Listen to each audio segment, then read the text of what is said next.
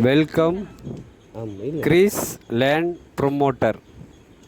நாகர்கோவில் டவுன்லேருந்து ஆசாரி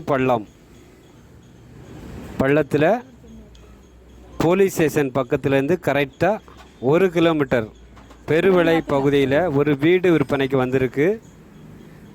இந்த வீடு தான் 4 சென்ட் இடம் வீடு. இந்த வீடு வடக்கு திசையை பார்த்து வாசல் அமைஞ்சிருக்கு. சுற்றிலும் இடங்கள் இருக்குது. மாமரம், தென்னை மரம், பலாமரம் எல்லாமே இந்த வீடை சுற்றிலும் வச்சுருக்காங்க.